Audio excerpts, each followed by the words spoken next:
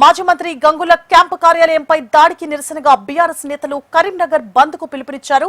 గంగుల కమలాకర్, మాజీ ఎమ్మెల్యే సుంకా రవిశంకర్ ను పోలీసులు హౌస్ అరెస్ట్ చేశారు.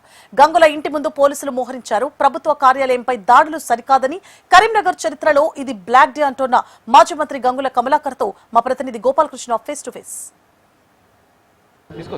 కరీంనగర్ లో బంద్ నేపథ్యంలో ఆందోళన నిర్వహిస్తా ఉన్నారు. మరోవైపు బీఆర్ఎస్ శ్రేణులందరూ కూడా ఈ రోజు హౌస్ అరెస్ట్ గురయ్యారు. ప్రస్తుతం నాతో పాటు మాజీ మంత్రి, కరీంనగర్ ఎమ్మెల్యే గంగుల ఉన్నారు.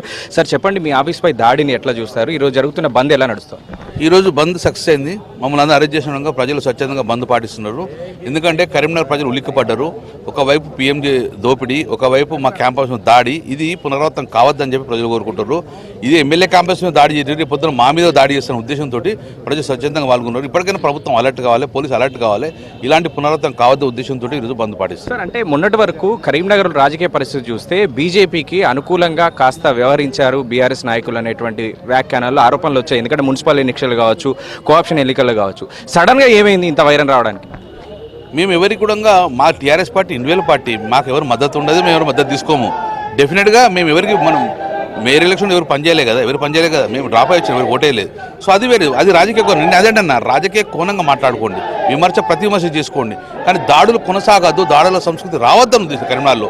నేను కోరేది అదే, ప్రజలు శాంతియుత వాతావరణం ఉండాలనే ఉద్దేశంతో చెప్తున్నాను. సార్, దాడుల కంటే ముందు మనం మాట్లాడాల్సుకోవాల్సింది పరస్పరం చేసుకునేటువంటి వ్యాఖ్యానాలు. ఆ వ్యాఖ్యానాలు, ఆ విమర్శలే దాడులకి దారితీశాయి. సో వ్యక్తిగతమైనటువంటి విమర్శలు బీజేపీ నుంచి కావచ్చు, బీఆర్ఎస్లో ఉన్నటువంటి మీ ఎమ్మెల్యే దగ్గర నుంచి కావచ్చు, దీన్ని ఎట్లా చూస్తారు? నేను అదే బండి సంజయ్ కూడా అదే గుర్తున్నాను. బండి సంజయ్ ఇప్పుడు ఎంపీ కాదు, మీరు మంత్రి, కేంద్ర మంత్రి. కాబట్టి మనమే భాష ప్రజలకు ఎట్లా చెప్తున్నాం, భాష మార్చుకోవాలి. వ్యక్తిగతంగా విమర్శ చేయదు. తండ్రి తల్లి అనే వరకు అందరికీ కోపం వస్తుంది, ఎవరికైనా హట్ అవుతుంది. అక్కడ మూలం అక్కడ కాబట్టి అది కొనసాగద్దు. మీరు కంట్రోల్లో కాదు, అందరినీ కంట్రోల్ పెట్టండి. సో దాడులు ప్రోత్సహించకూడదని చెప్తున్నాను. నేను ఎవరైతే దాడులు చేస్తారో వాళ్ళని సీరియస్ యాక్షన్ తీసుకోమని చెప్తున్నాను.